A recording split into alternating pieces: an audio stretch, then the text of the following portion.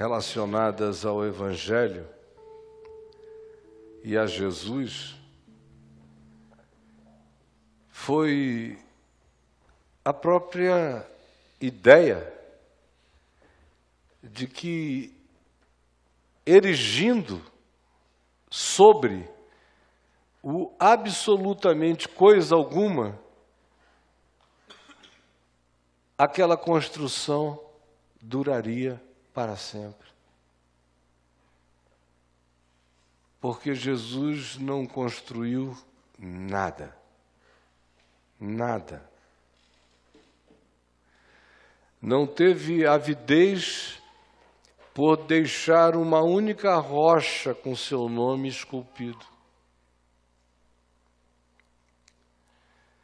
Não pediu, ao contrário, desrecomendou que se fizesse de qualquer lugar um lugar sagrado, santo ou separado para o culto a Deus, porque Deus é espírito e é para ser cultuado no coração. Não intentou e não recomendou que se escrevesse nada a seu respeito. Não pediu isto. Não instituiu um grupo de escribas que andassem ao lado dele para irem registrando cada ato, cada fala,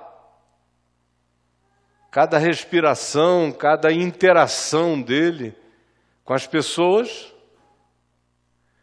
O que ele escreve no chão, ele mesmo apaga. Não deixa nem o registro na areia do que ele teria escrito, conforme João 8. Todas as vezes que alguém propunha fazer alguma coisa de maior fixidez, de maior concreção, de alguma visibilidade, de alguma materialização, para marcar aquele chão, para marcar aquele lugar, ele não deixa. Ele diz que o reino dele não é deste mundo, não são conquistas políticas que estabelecerá o reino de Deus, nem a construção de um projeto ideológico que estabelecerá o reino de Deus. Tampouco ele treina guerreiros para defenderem a verdade.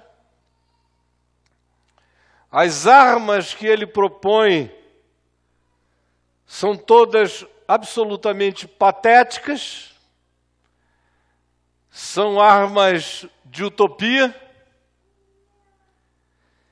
Enfrentem o mundo com amor pelo inimigo. Vençam com perdão para com o perverso. Defendam-se, sendo capazes de não levar mal nenhum no coração, portanto, perdoem até 70 vezes 7 num dia, para que vocês se descontaminem do mal. O que ele diz, o que ele ensina, os pilares disso que ele chama de boa nova, segundo ele, só existiam como realidades no coração. O reino de Deus não vem com visível aparência, disse ele. Pelo contrário, está dentro em vós. Ou, quando no meio daqueles que com ele andam, surge a especulação de qual deles ou entre eles seria o melhor, seria o maior, a resposta dele é: quem quiser ser o maior, quem quiser ser o melhor, se torne servo da vida. Assuma o lugar das desimportâncias de um garçom anônimo na existência. Esse é o maior, esse é o melhor. Esse servo anônimo da existência. Quando perguntavam e inquiriam sobre hierarquia de poder entre eles, ele disse: não, isso é coisa do Palácio do Planalto, isso é coisa de Casa Branca, isso é coisa de Kremlin, isso é coisa de Knesset israelense, isso é coisa para reunião da ONU, do mercado comum ou dos Estados Unidos da América. É coisa dos reis e dos príncipes dos povos, é que hierarquizam os comandos assim. Mas entre vós, quem quiser ser o maior, seja o servo de todos, e quem quiser ser grande, seja o anônimo garçom da vida.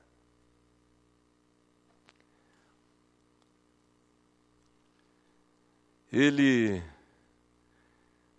disse que era para não ser ganancioso, disse que, chegando numa circunstância nova na vida, você, ao invés de se promover, de contratar um marketing pessoal e de existir para se vender, você deveria ter a coragem de se colocar num lugar quieto, de observação, de compreensão, de discernimento de que lugar é esse, de onde você de fato está, e esperar a ocorrência dos fatos, botando-se à disposição num lugar próprio.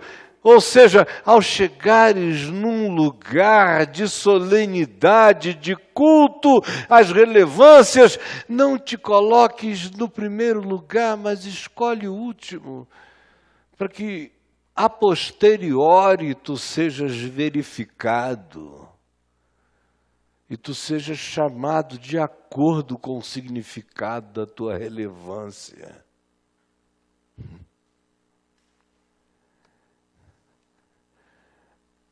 Qual é o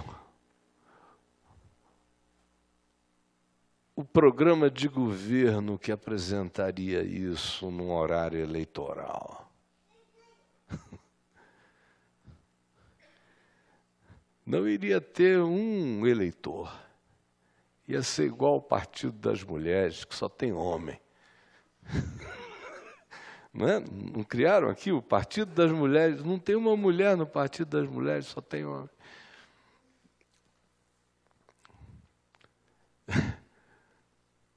Porque isso tudo que Jesus ensina é tudo o que o planeta não quer. Tudo. E ele pega isso tudo, que é tudo o que a existência não quer. Essa coisa de não há acepção de pessoas. Quem que gosta disso? Quem gosta disso, gente? Todo mundo quer dar uma carteirada. Quer dizer, não tinha ninguém entrando, mas eu cheguei lá, ó, entrei na boa. Tinha 4 caras que me conheciam. Falaram, entra por aqui, reverendo. É uma delícia. Mas é acepção de pessoas. Quem é que gosta de não acepção de pessoas?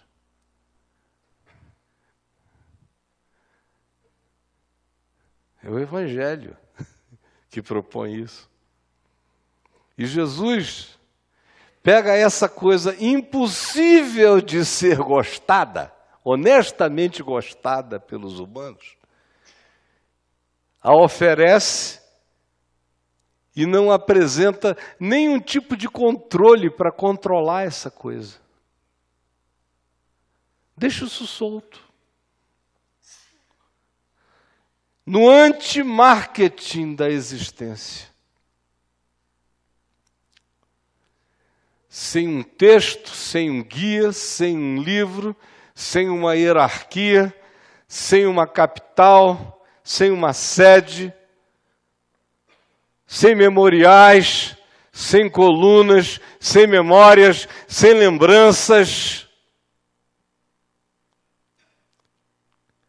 E para testemunhar o ensino dele, os feitos dele que eram altamente dissipáveis, porque as realizações dele eram essas, ele curava gente que depois ia morrer, né?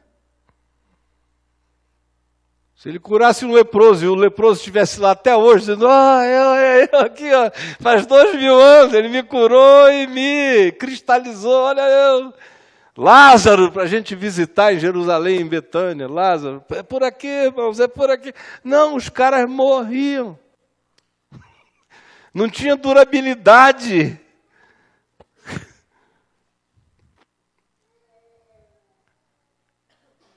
Tudo que ele fez, parecia que ele estava trabalhando no mundo quântico, onde tudo é impermanente. Total impermanência.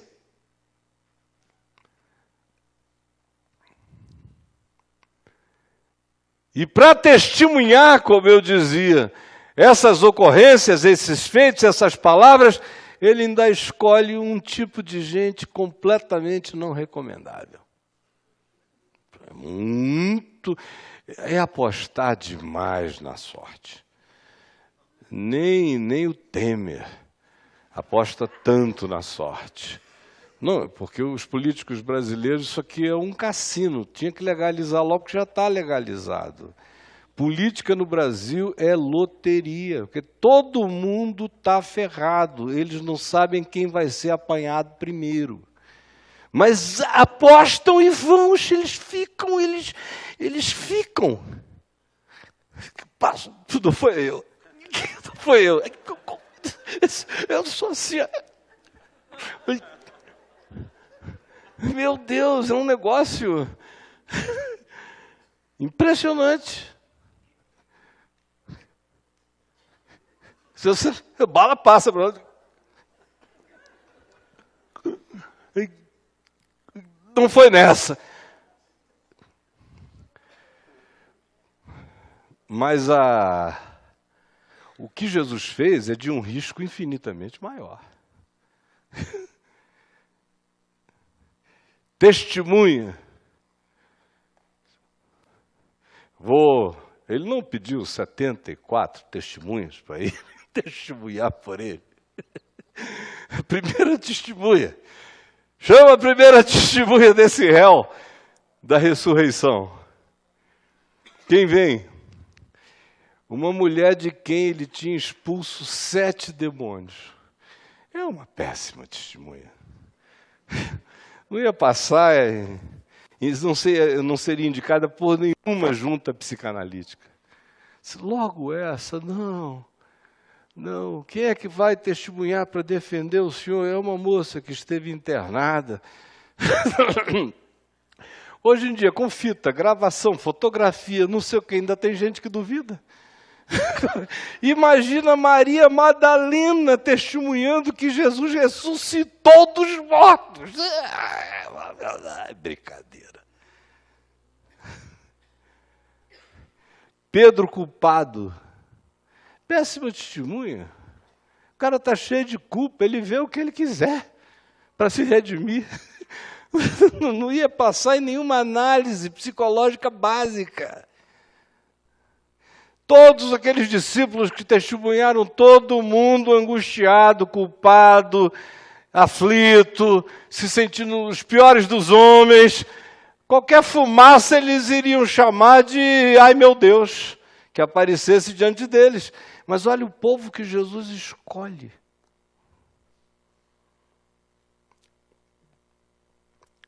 E todos os demais. Mãe, a mãe não serve para testemunha. Quem é que pode testemunhar em favor dele? A mãe dele. Não, a mãe não. A mãe está fora, num grupo comprometido, não serve o testemunho da mãe.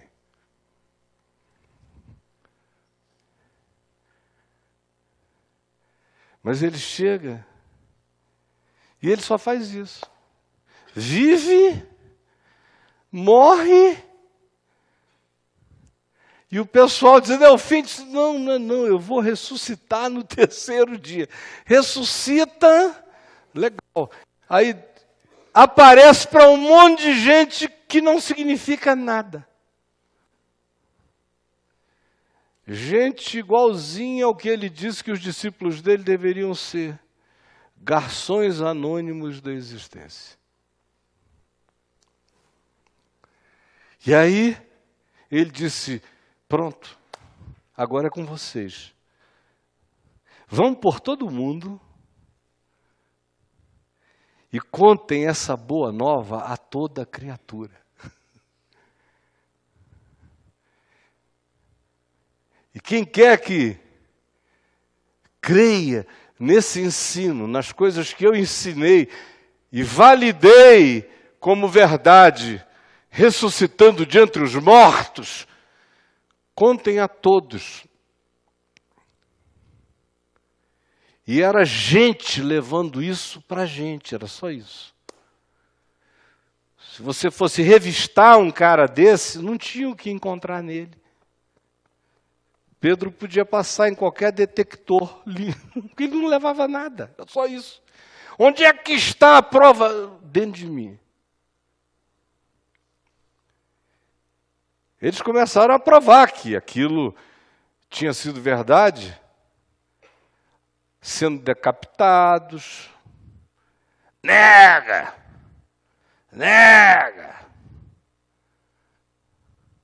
E o cara cortavam-lhe a cabeça, caía um pedaço para lá, outro para cá, e a voz dele ecoava eternamente. Gente, só isso, gente que não voltava atrás, gente que ia adiante. Primeiro livro incipiente que foi escrito a respeito disso, provavelmente tenha sido o Evangelho de Marcos, já 25 anos depois, 30 anos depois. Durante esse tempo, eles só tinham como expressão do que tinha acontecido, o que tinha acontecido a eles. O único evangelho que existia eram pessoas. Não tinha essa história da gente se enganar dizendo Evangelho de Marcos, de Lucas, de Mateus, de João. Evangelho segundo Paulo. Não, Evangelho era qualquer um que dissesse eu creio. Era um evangelho porque era só isso que eles tinham. Não tinham textos, não tinham narrativas, não tinham cartas, não tinham documentos, não tinham pedras, não tinham memoriais, não tinham nada. Só tinham a si mesmos.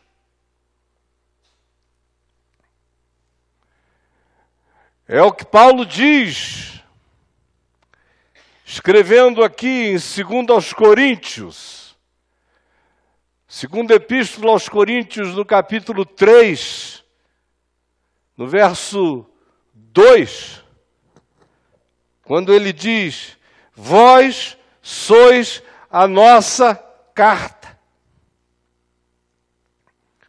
Vós sois a nossa carta. O meu ensino, o que eu estou ensinando, vai ser lido de acordo com o que vocês estão vivendo. Tudo que eu tenho são vocês. Vós sois a minha carta, a nossa carta. Vós sois a carta do Evangelho. Vós sois a declaração. Vós sois o mission statement. Vós sois a narrativa. Vós sois a nossa carta, escrita e lida por todos os homens, escrita nos corações, não com cisel em tábuas, em escultura, mas lavrada no ser. Vós sois a epístola. Eu sou o Evangelho. Foi isso que Jesus deixou, Jesus me deixou. Jesus te deixou. Quando perguntaram, o que tu ofereces como prova? Olha como Deus é doido. Ele disse, eles. Aquele pessoal que negou, que disse que não queria nada, que fugiu, um povo doido, maluco, que meu Deus, de vez em quando tinha um surto de quem será o maior, e a mãe de um vem e pede junto em favor de ambos os filhos, eu quero que um fique à direita, outro fique à esquerda do Senhor. A gente quer sentar em tronos para julgar as tribos de Israel. Essa moçada, você deixaria?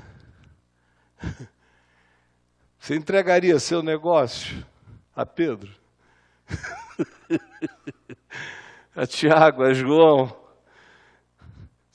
Maria Madalena, bota fé. Bota fé na Madalena. Ela vai falar a verdade. Vós sois escrita e lida por todos os homens. A gente, infelizmente, desenvolveu o livro, que é útil, quando a gente não é idiota. Mas quando a gente é idiota, o livro é um horror. Porque deu a impressão de que o Evangelho foi tirado de nós e o Evangelho está aonde? Aqui! É palhaço assim o negócio. O Evangelho está aqui. Você viu o que ele fez? Jogou o Evangelho no chão. Pisou no Evangelho. O cara pisou no Evangelho. Pisou. Olha, isso aí vai virar uma foto na internet que vai virar uma heresia. Isso na mesma hora. Pisou no Evangelho. Porque o Evangelho está aqui, escrito aqui, escrito aqui.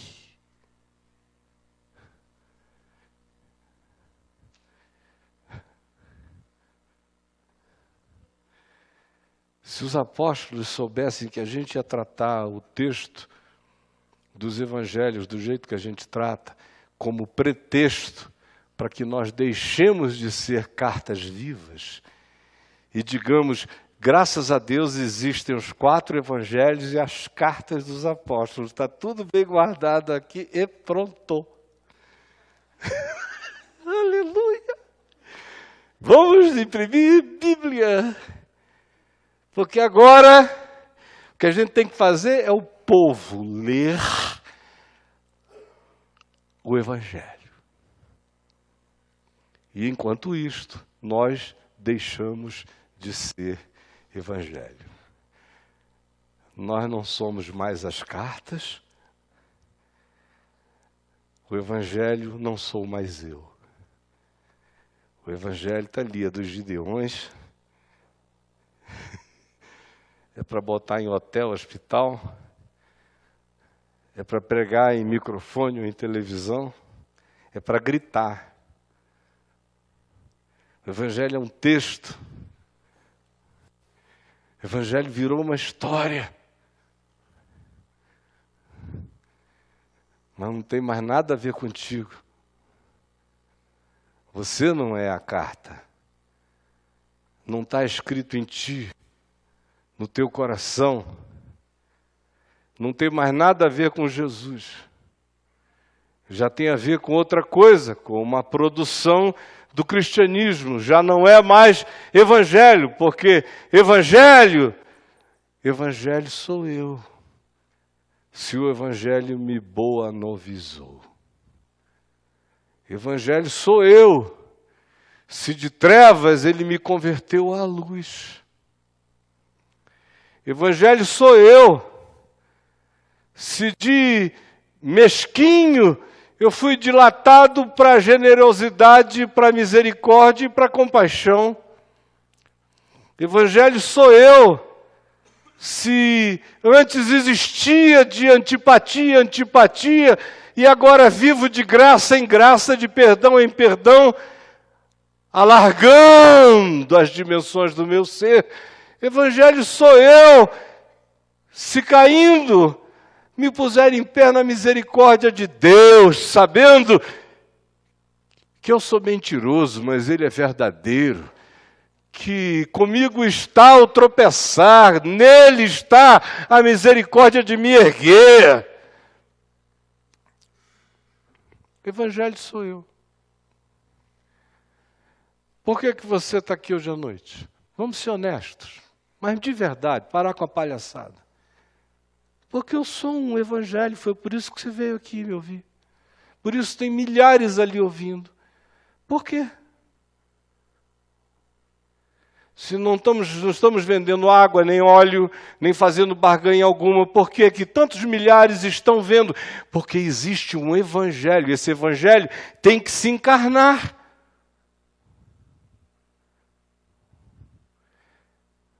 Ele é perfeito, o meu evangelho? Não. Perfeito é aquele que me inspira a ficar em pé todo dia e a confessar essa supremacia absoluta ante a qual eu me rendi. Mas eu sou evangelho. Tenho alguns dons que eventualmente me fazem torná-lo mais público como anúncio.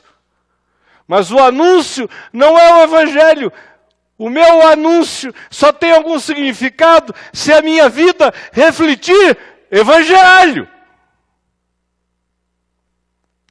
Isso segundo Jesus, não nos padrões da religião. A religião prepara uma campanha, cria um marketing, divulga para conquistar pessoas. Evangelho não quer adeptos, o Evangelho quer alterações, mudanças, novo nascimento, regeneração, produção sincera de um coração de pedra num coração de carne, que faça essa pessoa virar uma carta viva, declarante da reconciliação.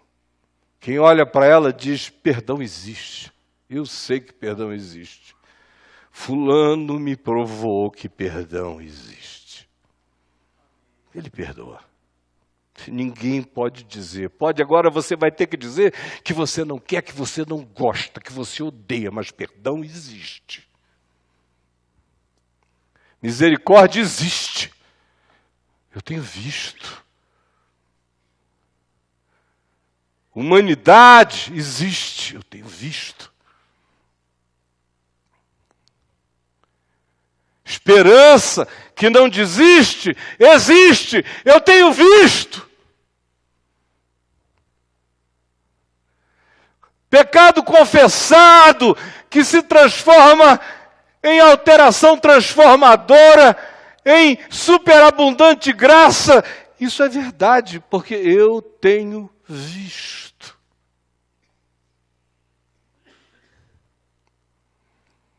Eu só sei realmente que já não há nenhuma condenação para os que estão em Cristo Jesus, porque eu tenho dormido em paz. Porque os meus pecados estão perdoados. Eu sou um evangelho, vim aqui te dizer isso. É possível ter paz com Deus. Esse é o evangelho. Eu sou este evangelho, cheio de imperfeições, mas que provou isso, prova todo dia. É possível viver na pós-modernidade, com todas as suas complexidades, sem perder o juízo. É possível! Esse evangelho é razoável, porque ele tem me mantido a sanidade. Vós sois a carta. Em João, no capítulo 17, eu creio que no verso 21, na chamada oração sacerdotal, Jesus disse: Pai, eu oro por eles, por esses caras que ele ia soltar dizendo: vão, agora, vocês são o negócio. Meu testemunho é gente. Não tem mais nada para corroborar, para provar, para demonstrar. O Evangelho será verdade se produzir algo em vocês, se produzir amor. Se vocês aprenderem a ser uns com os outros, um com a sua mulher, um com os seus irmãos, um com os seus filhos, um com o próximo, um com quem quiser se unir a você, um com quem crer no amor de Deus, no perdão de Deus, no Evangelho da vida, segundo você aprendeu de Cristo. E como diz Paulo, num tempo em que não tinha Bíblia, segundo você aprendeu de mim, ele dizia. Segundo você viu em mim, ouviu de mim, pratique. Era só o que ele tinha para dar, era ele.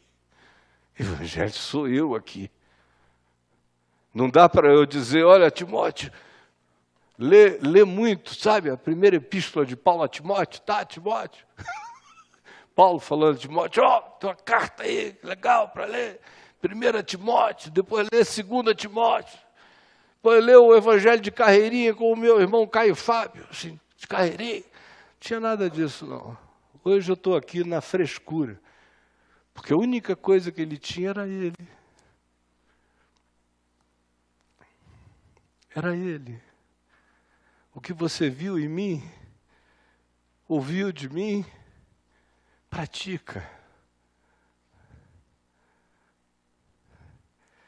É preciso ser quebrantadamente visceral e profundamente comprometido com o que está vivendo e anunciando. Se eu não tenho nada, não tenho um Das Kapital do Marx, não escrevi nada para vocês, para seu manual. Mein Kampf, Adolf Hitler, para orientar a luta. Não.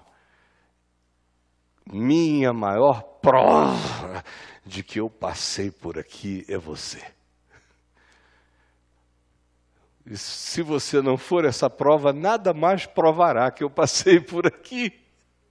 Porque a única coisa que eu tenho para provar que existe algo maior que o mundo, algo maior que a morte, algo maior do que o ódio, algo maior que a inveja, algo maior que a ganância, algo maior que o dinheiro, algo maior que a luxúria. A única coisa que eu tenho para deixar sou eu em ti.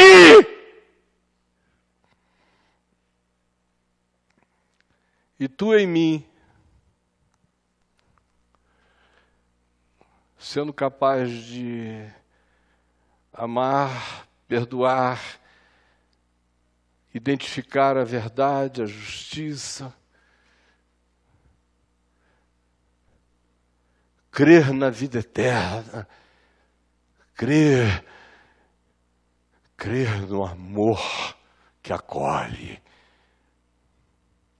Se você for assim, se vocês forem assim, quem estiver em volta, quem vir, crerá.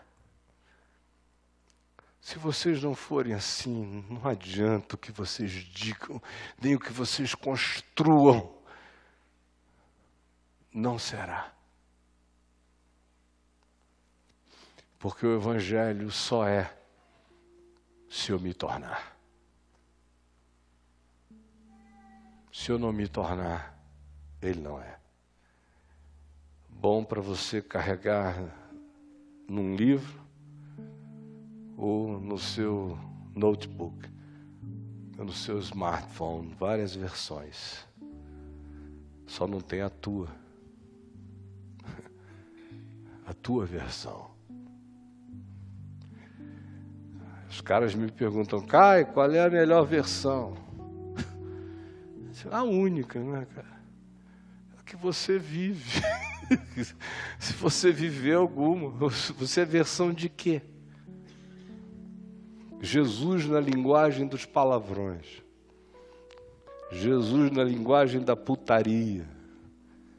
Jesus na linguagem da sacanagem. Jesus na linguagem da esperteza.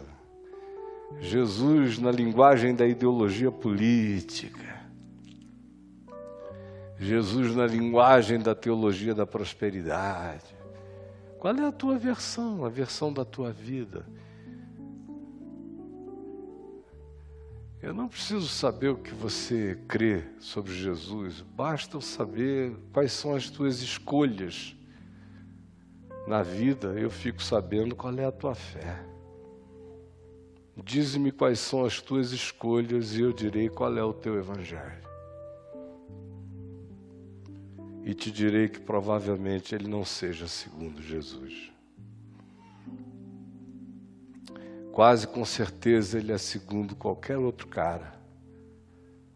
Porque o evangelho de Jesus só é conhecido quando ele de fato se torna verdade em mim. Aí pela primeira vez eu o conheço. Quando ele me pacifica, eu o conheci. Quando ele me dá vitória sobre as opiniões da terra inteira e contra tudo que pensem, meu coração todavia não tem medo de se aferrar com simplicidade serena a essa âncora enfiada na rocha da ressurreição eterna. Aí o evangelho se tornou realidade.